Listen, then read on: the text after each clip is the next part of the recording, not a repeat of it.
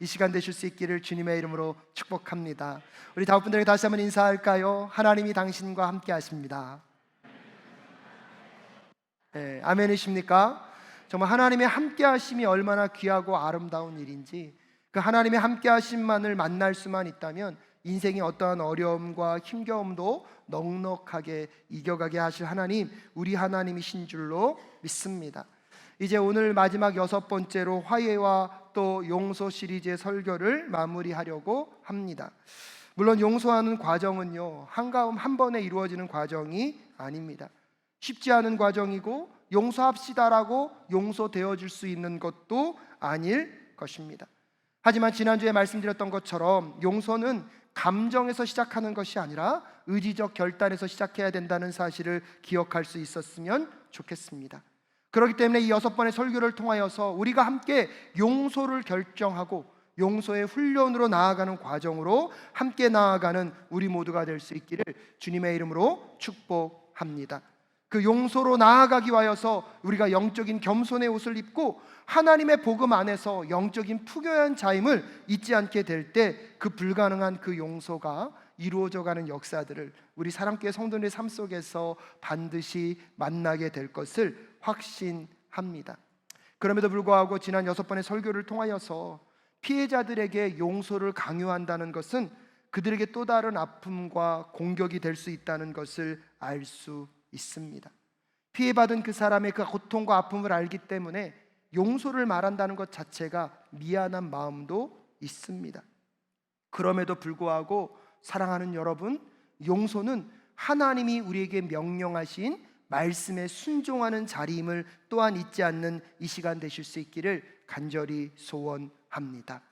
가고 싶지 않지만 가야만 하는 그 길, 한 번에 이루어지지 않는다고 정죄감과 죄책감 가운데 빠져 계시지 마시고 하나님의 말씀이 주시는 그 목표점을 향하여서 용서로 가는 그 여정, 함께 나아가는 우리 사랑교회가 될 수 있기를 간절히 소원합니다. 근데 용서가 힘든 것은요, 용서 자체도 어려운데 용서가요, 무엇을 향하여 나아가야 한다는 거 말씀드렸습니까? 화해를 향하여 나아가야 한다는 거예요.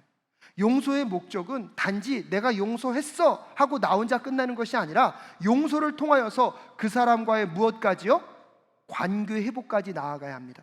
물론 모든 관계가 회복될 수는 없을 것입니다. 그럼에도 불구하고 우리는 용서하는 이유는요, 어디까지 나아간다? 관계 회복까지 나아가야 한다는 사실을 꼭 기억할 수 있었으면 좋겠습니다. 그러면 한 분이 묻습니다. 목사님, 어떤 관계가 화해로 나아가는 관계가 되어야 합니까? 앞으로 소개할 내용들은요, 우리의 마음에 자리하고 있는 서로의 관계를 냉각시키는 징후들을 우리에게 설명해 주고 있는 것입니다. 여러분, 이 징후들이 혹시 여러분 마음 가운데 떠오르고 있다면 그 사람과 무엇이 필요하구나? 화해가 필요하구나. 그럼 지금 전화기가 계속 울리고 있는데 전화기가 울리는 분들도 화해가 필요해서 하나님이 지금 통화하고 계신 줄로 믿습니다.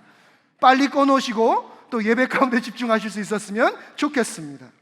여러분, 이 7가지 항목들을 한번 살펴보시면서 그 항목들이 딱 떠오른다면 그 사람과 나는 무엇이 필요하구나? 화해가 필요하구나. 첫 번째는 무엇이냐면 속으로 눈을 굴리면서 어리석은 사람 같으니 정말 한심한 인간이라고 생각하는 누군가가 있으면 그 사람과 무엇이 필요합니까? 화해가 필요합니다.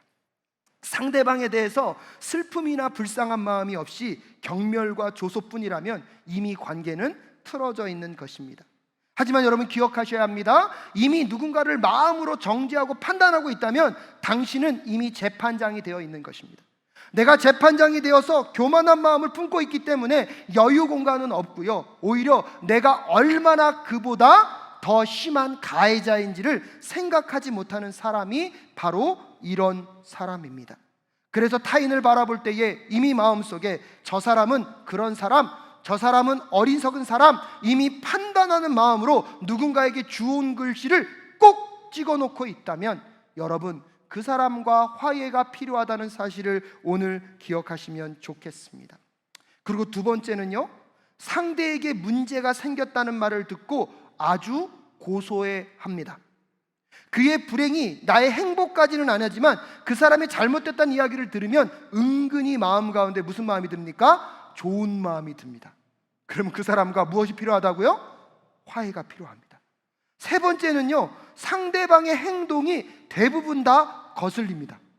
똑같은 행동인데 다른 사람이 하면 괜찮아요. 근데요, 그 인간이 하면 속이 어떻게 돼요? 뒤집어져요. 그러면 그 사람과는 뭐가 필요하다고요? 화해가 필요합니다. 네 번째는요, 관계가 어색하게 느껴지는 사람. 그래서 함께 있는 시간에 마음이 편하지 않은 그 누군가의 어색함이 느껴진다면 그 사람과 무엇이 필요한 것입니까? 화해가 필요한 것입니다. 이게 심해지면 다섯 번째로 가게 되는데, 다섯 번째는 뭔지 아십니까? 상대를 슬슬 피하기 시작합니다. 그가 있는 장소를 피하거나 같은 장소에 있게 되면 말하는 것들을 의도적으로 말을 섞지 않도록 피해버립니다. 혹시 여러분 그런 적 있으십니까? 저기 멀리서 내가 아는 사람이 걸어오는데 싹 피하고 돌아가 버렸어요. 문제는 그 사람은 피했는데 나는 뭐 했어요? 봤어요. 혹시 그런 적 없으십니까? 여러분, 오늘도 점심 식사하는데 어쩔 수 없이 맞은편에 누구랑 앉았는데 대화는 없이 뭐만 먹어요? 화해가 필요합니다. 일곱 번째는요, 서로 거의 말하지 않고 지내는 관계가 되어버린 이 불화의 관계. 여러분, 일곱 가지 요소들이 여러분 안에 있다면 여러분, 그 사람은요, 우리와 무엇이 필요한 관계입니까? 화해가 필요한 관계입니다. 이 일곱 가지 징후를 들으시면서 혹시 여러분 마음 가운데 떠오르는 누군가가 있었다면 쉽지 않지만 주님, 그 사람과 용서와 화해로 나아갈 수 있도록 도와달라고 기도하는 이 시간 되실 수 있기를 주님의 이름으로 축복합니다. 마태복음 5장 23절과 25절, 그리고 마태복음 18장 15절과 17절 말씀에 보면, 여러분 긴 말씀이어서 읽어드리지는 않겠는데 내용은 그것입니다. 하나님께 예배하러 제물을 바치러 왔을 때 화해할 누군가를 떠올리게 되면, 여러분 제사를 드리는 게 먼저입니까? 화해가 먼저입니까? 화해가 먼저입니다. 즉 오늘 여러분이 예배로 들어오는 이 순간에 여러분과 화해하지 못한 그 사람이 떠올리게 되면 예배가 먼저입니까? 화해가 먼저입니까? 화해가 먼저입니다. 공동체 안에 누군가가 잘못을 저질렀을 때 한 사람이 먼저 찾아가서 개인적으로 말하고, 그게 안 듣게 되면 두 사람이 찾아가서 말하고, 그래도 안 되면 어디에 말해야 됩니까? 교회 공동체에 말해야 됩니다. 교회 공동체에 말해도 그 사람이 또한 듣지 않게 되면 공동체는 최후의 선택을 할 수밖에 없는 과정을 마태복음에서는 설명하고 있는데요, 중요한 건 뭐냐면 이 두 가지 현상 다 누군가를 정죄하고 내보내기 위함입니까? 용서하고 화해하기 위함입니까? 예, 여러분이 누군가의 잘못을 지적할 필요가 있습니다. 여러분, 용서는요 잘못이 없음을 얘기하는 것이 아닙니다. 용서는요 잘못된 것은 분명히 잘못됐다고 지적해야 합니다. 하지만 그 잘못을 지적하는 목적이 정죄나 끊어내는 것이 아니라 용서와 화해로 나아가고자 하는 마음이 될 때 그것을 통해서 하나님의 아름다운 열매가 이 공동체 가운데 나타나게 될 줄로 믿습니다. 그러면서 마태복음에서 말하는 이 화해에 대한 주도권에 대한 공통점은 무엇이냐면, 관계가 깨어지거나 어떤 관계가 어려워지게 됐을 때 그 말씀을 들은 그 당사자들이 먼저 주도적으로 가서 관계를 회복하라는 것입니다. 여러분, 아까 일곱 가지 항목을 들을 때에 떠오르는 사람이 있으셨습니까? 없었더라도 있었다고 얘기해 주십시오. 근데 여러분, 그것이 있었다는 뜻은 누가 먼저 가서 관계를 회복하라고요? 부부싸움 하고 오셨습니까? 누가 먼저 해야 됩니까? 아무리 저 사람이 잘못한 게 10가지예요. 근데 그럼에도 불구하고 여러분, 관계가 깨어졌다는 것은 특별히 너무나 끔찍한 성폭력이나 범죄와 같은 죄를 제외하고는 대부분의 관계가 깨어졌다는 것은 서로 잘못한 것이 있기 때문에 관계가 깨어진 거예요. 그렇기 때문에 내가 먼저 적극적으로 다가가서 내가 이렇게 잘못했다, 미안하다 말하고, 상대방도 그의 잘못한 것에 대해서 뭐 할 수 있도록요? 말할 수 있도록 할 때 관계는 회복됩니다. 부부싸움 하고 나서 자꾸 상대방이 당신이 잘못했으니까 이렇게 한 거야, 그러면 저는요 잘못됐다 그럴까요? 더 다른 논리로 다가갈까요? 제가 말 잘하잖아요. 저희 집은 부부싸움 하면요 결론은 아내가 잘못한 걸로 끝납니다. 해결이 안 돼요. 여러분, 이 모든 관계성 속에서 꼭 기억하셔야 합니다. 내가 먼저 다가가서 나의 잘못을 이야기하고 내 문제를 먼저 이야기하고 상대편의 것을 이야기하게 될 때 관계는 회복되는 거예요.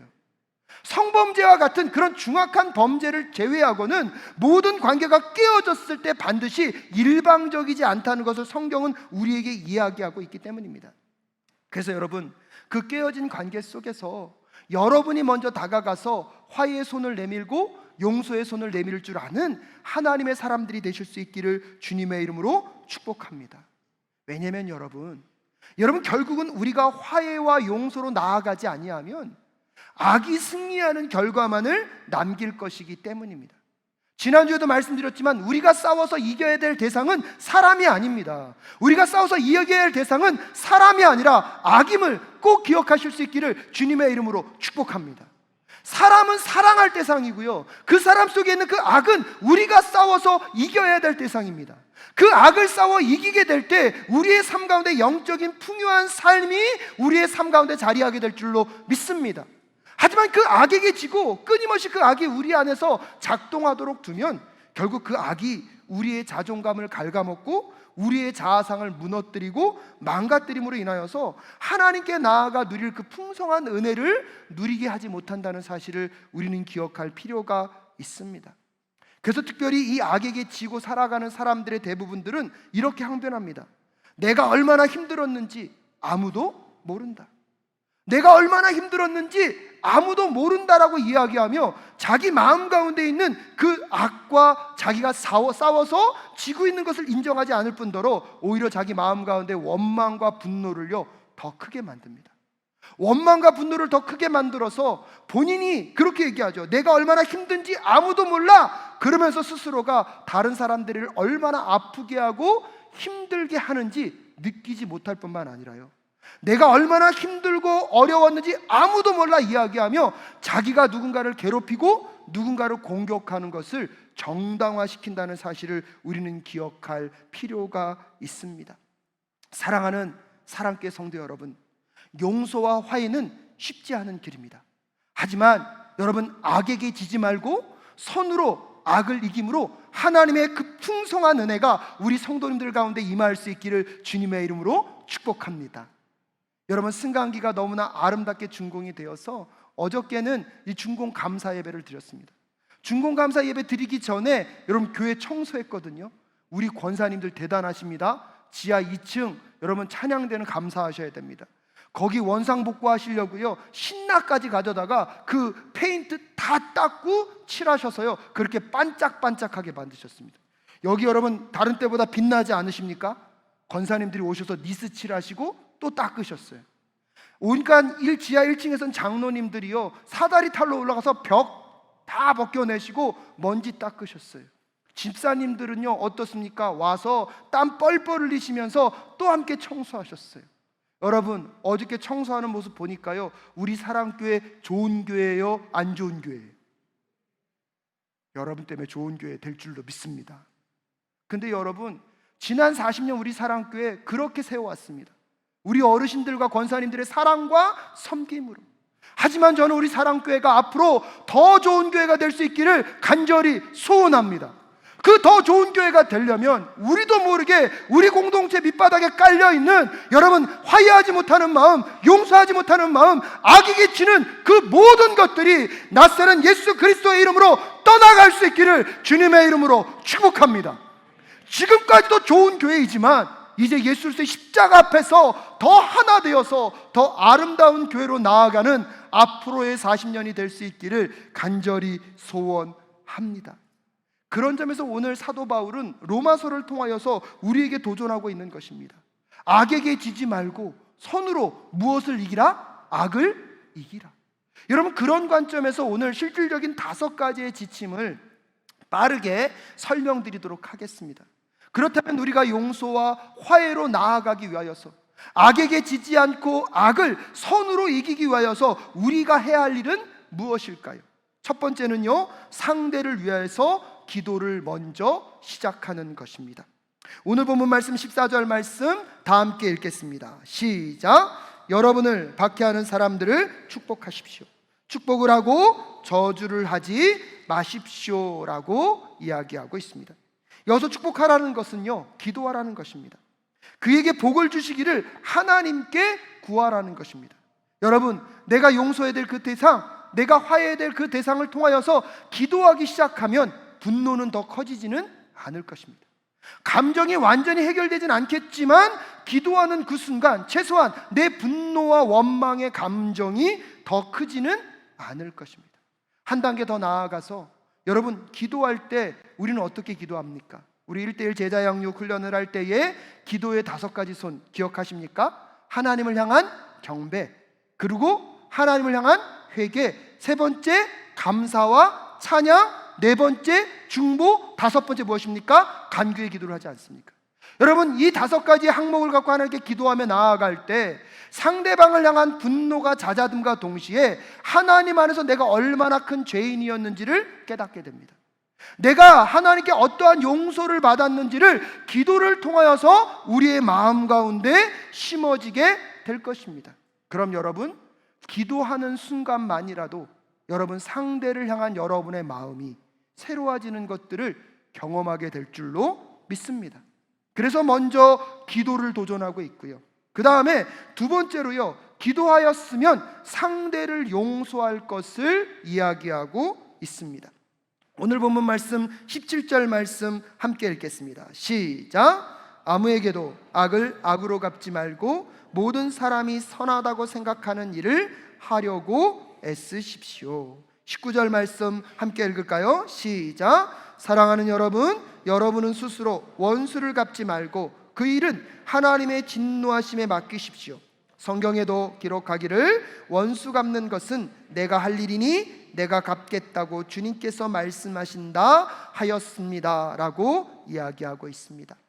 용서는요, 용서의 시작은 복수를 포기하는 것입니다. 상대에게 받은 그 상처와 아픔을 그대로 갚아주겠다는 피해 보상을 포기하는 것입니다. 그래서 여러분의 삶 속에서 상대방의 잘못을 지적하는 것도 여러분 그에게 복수하기 위한 지적이 아니라 상대를 위해서, 또한 또 다른 피해자가 나타나지 않고 하나님의 영광을 위하여 잘못은 지적할 수는 있지만 그것이 보복이 되지 않는 사람들이 되실 수 있기를 주님의 이름으로 축복합니다.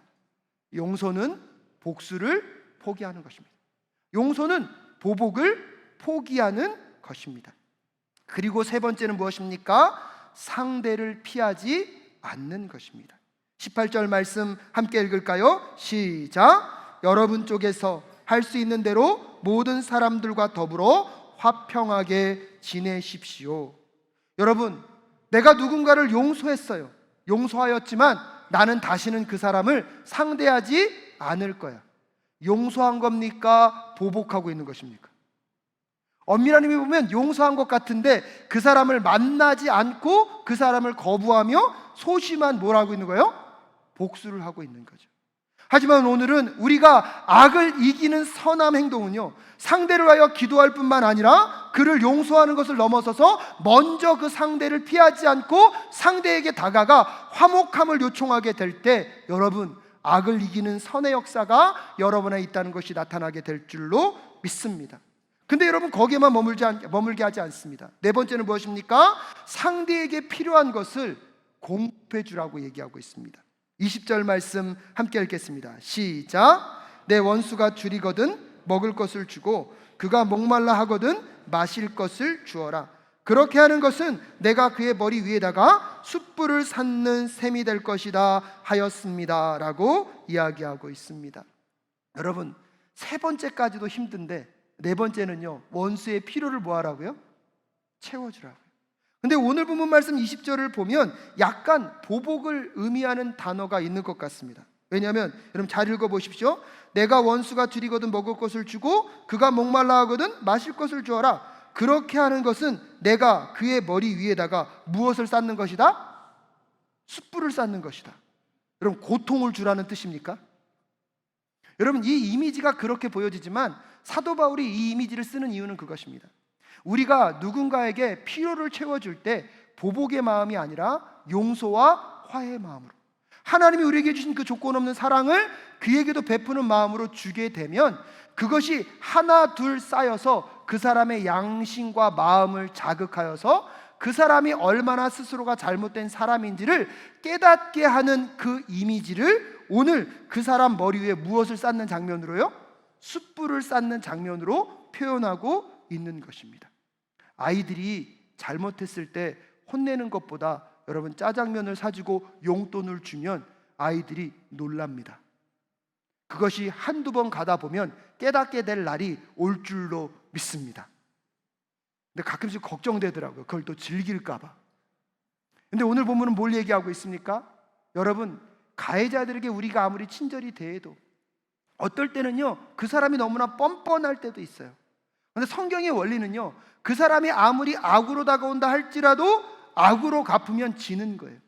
악으로 다가온다 할지라도 그 사람을 위해서 기도하고 그 사람을 용서하고 그 사람이 먼저 다가가고, 그리고 네 번째 뭐예요? 그 사람의 필요를 채워주게 되면 그것이요, 그 사람 머리 위에 뭐처럼 쌓인다고요?